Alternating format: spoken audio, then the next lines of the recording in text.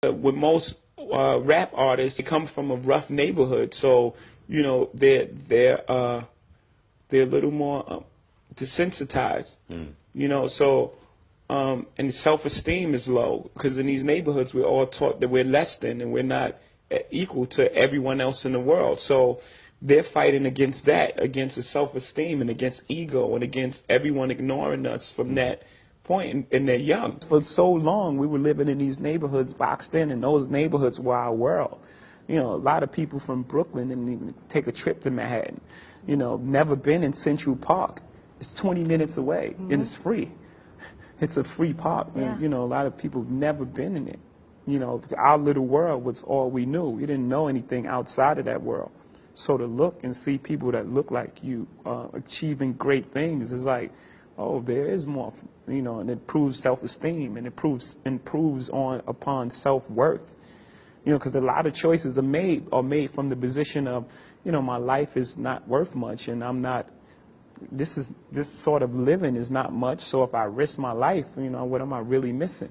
But if you know how valuable human life is, you have more respect for yours and for others. You know, I wanted to make the case that rap is poetry for one, and you know, some of the decisions we made to give those decisions context. Why these songs are the way are. Why there's this certain gangster rap. You know, why this, you know, is taking place. Chuck D famously said that, you know, rap is the CNN for the ghetto. Those brothers on the corner have the entrepreneur spirit also. He was able to develop an operation that made $3 and $4 million at different points. It would mean that he'd have to be pretty organized to organize a bunch of animals, right? Where I'm from, there is no recession. So there's no money there to begin with. When losing's not an option, then you got to do everything possible to win. Like, and I don't understand how they become complacent and feel like, oh, it's okay. You know, you get people that deal with things by not actually dealing with them, and allow you, like, you're the boss and you actually work for them. Because when you don't call them to say anything about what's going on, they just sit there like, he's coming to tell me what's going on, and then when he does, they're going to do the portion of the job that they're comfortable with. Do you want to feel like you're afraid all the time, or do you start to become the aggressor? And you start saying, you know what? You ain't got to find me because I'm looking for you. Because the guy at the schoolyard doesn't want to fight, always leaves with a black eye. The moment that you show people that you're not willing to fight, they want to fight. I don't mind losing. I just like to lose at my expense. Let it be my fault. If I'm losing based on someone else's decision to do it, I'm furious about it. Yeah. Because I'm like, I could have learned it and made better judgment myself than to just allow that to happen. I got instincts. A lot of people will gauge your level of intelligence by you having an associate's, bachelor's, or a master's degree. But a lot of those people retain information long enough to pass midterms and never use it. I just pretty much followed my instincts. Experience and wealth of knowledge and all these things that I've been through and all these things that I've seen, and I've seen, you know, both sides of the equation. If you say something to me today, I'll remind you. I'll remember what you said to me. And that's how I learn a lot of the things that I said, is because I'm there. And you ever heard of ear hustling? Oh, yeah. I'm trying to hold on to everything that flies across. Yeah, we sat there at Theo's office, we talked, and the first thing he said to me when he came in was like, yo, you know, spoke to the Wolves. They was like, it's cool, sit down, y'all do business. And the only thing that prevented me from doing the deal was the first thing Skane said to me when I walked in. He spoke to the Wolves? I spoke to the Wolves.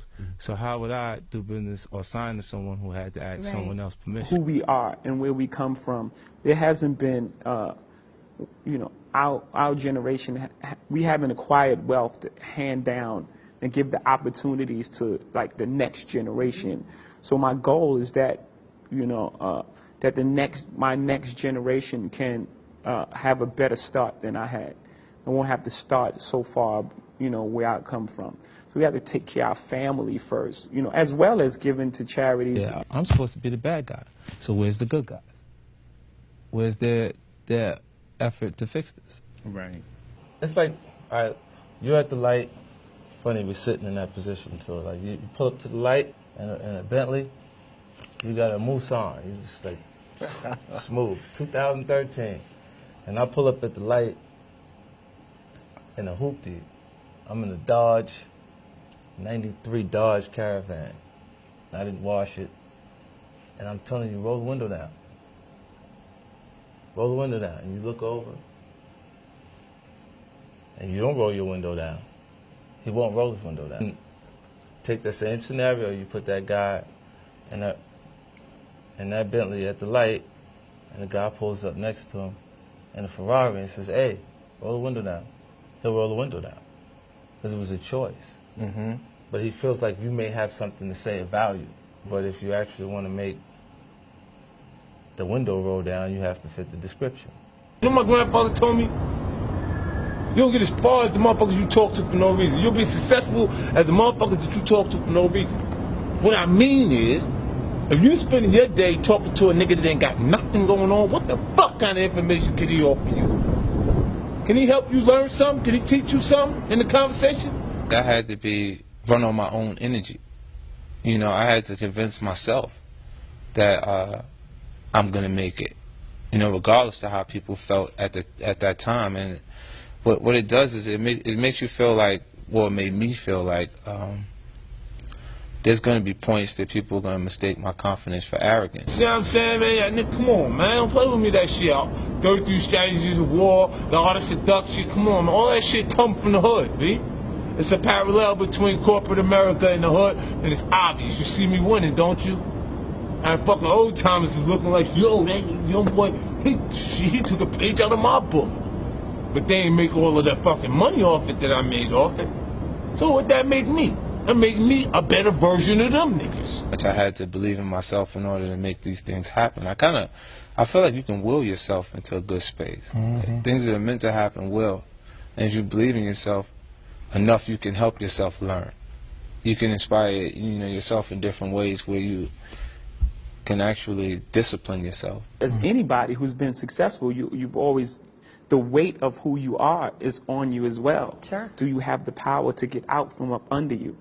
You know, the power to get out from everything you've done.